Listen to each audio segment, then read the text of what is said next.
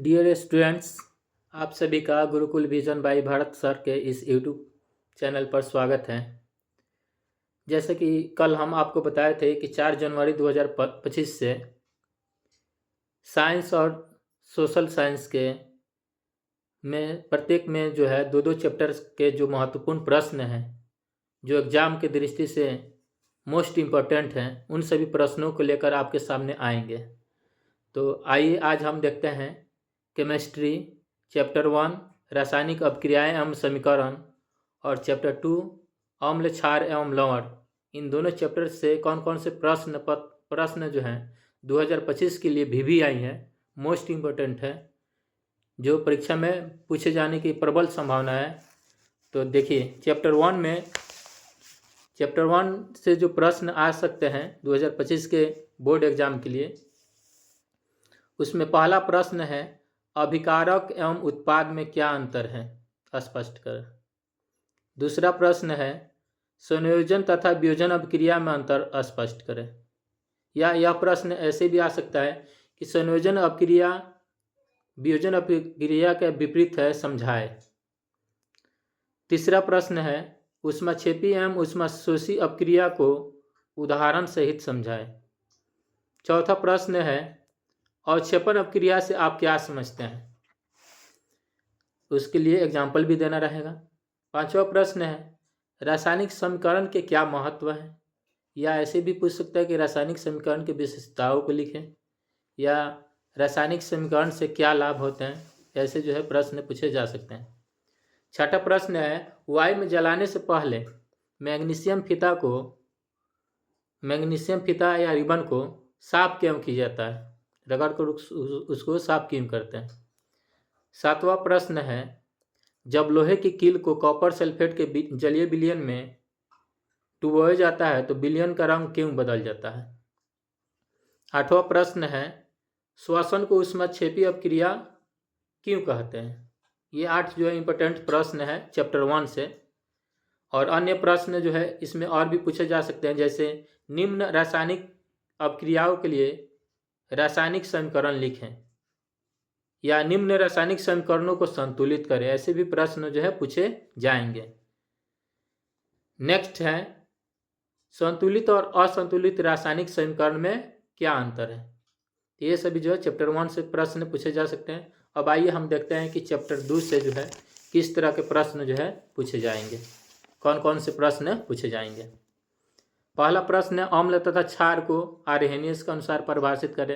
Example के सहित में इस तरह के प्रश्नों का भी आप तैयारी कर लीजिएगा। प्रबल अम्ल और तथा दुर्बल अम्ल को उदाहरण परिभाषित करें, दूसरा प्रश्न है। तीसरा प्रश्न है अम्ल के रासायनिक गुणधर्म को लिखें। चौथा प्रश्न है पीएच स्केल क्या है, हमारे दैनिक जीवन में पीएच के महत्वों का वर्णन करें। तो यह दीर्घ उत्तरीय में इस तरह से पूछ सकता है, या लघु उत्तरीय में पूछेगा तो पूछेगा पीएच स्केल क्या है, या पीएच हमारे दैनिक जीवन में पीएच के महत्वों को लिखें। तो उसके लिए 2-4 पॉइंट लिख देंगे लघु उत्तरीय में तो हो जाएगा। पांचवा प्रश्न है दंत अस्थि क्षय से आप क्या समझते हैं। दांत जो है झड़ने लगता है, दांत जो है धीरे धीरे गलने लगता है, उससे आप क्या समझते हैं। तो पांचवा प्रश्न है। छठा प्रश्न है सूचक के विभिन्न प्रकारों को उदाहरण सहित परिभाषित करें, या ऐसे भी पूछे जा सकते हैं कि सूचक क्या है, सूचक के विभिन्न प्रकारों के 2 उदाहरण दें। सातवां प्रश्न सोडियम हाइड्रोजन कार्बोनेट को गर्म करने पर क्या होगा। जब सोडियम हाइड्रोजन कार्बोनेट को जो है गर्म करते हैं, उसके जलीय विलयन को जब गर्म करते हैं तो क्या होता है, इसके लिए रासायनिक समीकरण भी लिखें। 8 नंबर प्रश्न है उस पदार्थ का नाम बताएं जो क्लोरीन से क्रिया करके विरंजक चूर्ण बनाता है। 9 नंबर प्रश्न है या विरंजक चूर्ण के रासायनिक सूत्र तथा उपयोग लिखें। 9 नंबर प्रश्न में जो है पूछा जा सकता है कि विरंजक चूर्ण के रासायनिक सूत्र लिखें, इसके 2 उपयोग लिखें, इसके निर्माण की प्रक्रिया को समझाएं। दीर्घ उत्तरीय में पूछना रहेगा तो इतना लंबा पूछेगा, नहीं तो लघु उत्तरीय में पूछना रहेगा तो पूछेगा विरंजक चूर्ण को रासायनिक सूत्र तथा उपयोग लिखें। 10 नंबर प्रश्न है क्या क्षारकीय विलयन में क्या क्षारकीय विलयन में या क्षारीय विलयन में H+ आयन होते हैं? यदि हाँ तो क्षारकीय क्यों होते हैं? 11 नंबर प्रश्न है, H+ आयन की सांद्रता का विलयन की प्रकृति पर क्या प्रभाव पड़ता है?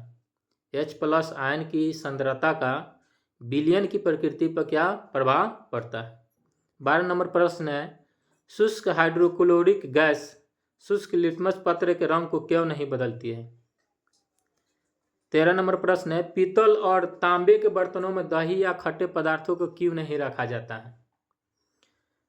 14 नंबर प्रश्न है, आश्रित जल विद्युत का चालन क्यों नहीं करता है, जबकि वर्षा वाला जो जल है, वर्षा जल विद्युत का चालन करता है? इसका कारण बताना। 15 नंबर प्रश्न है, उदासीनीकरण अपक्रिया को उदाहरण सहित समझाए। उदासीनीकरण अपक्रिया क्या है, उसका एग्जाम्पल लिख देना है।